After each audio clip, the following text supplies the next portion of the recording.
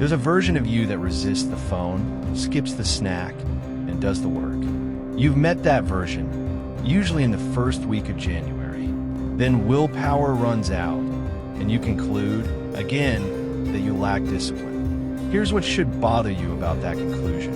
The people who look the most disciplined report using less self-control than you, not more. That finding is the door into a completely different method. By the end of this video, you'll have it. How to get the behavior of a disciplined person without ever winning a fight with yourself, because the fights have been removed from the schedule. James Clear puts it directly in Atomic Habits. When scientists analyze people who appear to have tremendous self-control, it turns out those individuals aren't all that different from those who are struggling. Instead, disciplined people are better at structuring their lives, so they don't require heroic willpower and self-control. In other words, they spend less time in tempting situations. The discipline you keep admiring is mostly architecture, and the strongest evidence for that comes from one of the darkest natural experiments of the 20th century. Vietnam, 1971. Researchers discover that a shocking share of American servicemen have used heroin, and many are addicted. 2 congressmen fly out, and the country braces for hundreds of thousands of addicts coming home. The prediction made sense. Everything known about heroin said relapse was the norm for addicts treated back home. Becoming clean and staying clean was rare. Then the veterans came home, and the addiction overwhelmingly didn't. In the research Clear cites, only around 5% of the men who'd been addicted in Vietnam became re-addicted within a year of returning, against roughly 90% relapse for users treated in ordinary rehab who then go back to their old neighborhoods. 5 against 90. Same drug, same brains. The difference was the room. In Vietnam, the cues were everywhere: the stress, the barracks, the people, the availability. Home had none of those cues, so the craving had almost nothing to grab. The men who relapsed at 90% walked back into the exact environment that had taught the habit. Which brings us to the sentence this whole method hangs on. Your habits have addresses. The scrolling doesn't happen in your life in general. It happens on the couch. At 9 p.m., phone within reach. The snacking happens at the desk drawer. The drinking happens in that one kitchen at that 1 hour. Name the room, and you've found the machinery.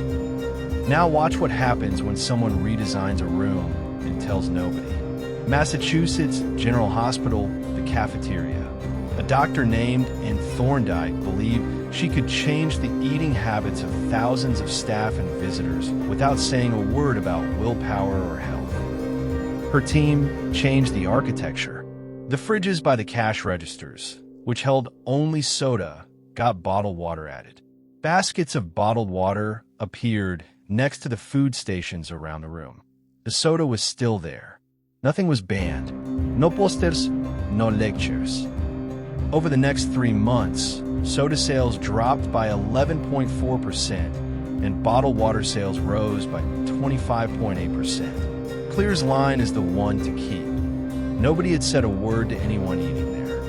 Thousands of decisions moved, and not one of them was made with discipline. So here is the procedure. It has 4 steps. It costs about 20 minutes, and every step is something you do to a room, not to yourself.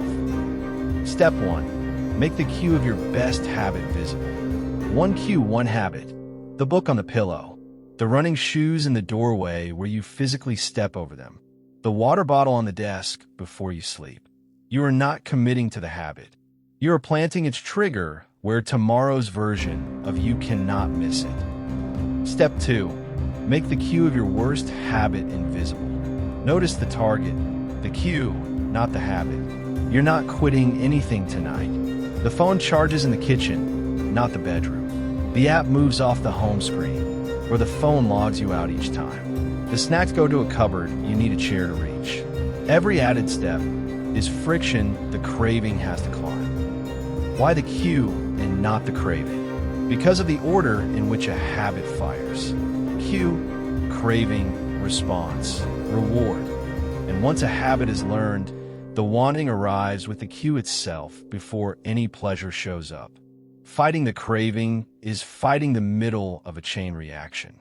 Removing the cue is unplugging it at the wall. Step 3. If the habit survives the redesign, change the address entirely. Clear's advice for stubborn cases. Go somewhere new and build the habit there, because a fresh context has no old cues to compete with. Want to read instead of scroll? The armchair, not the bed. Want deep work?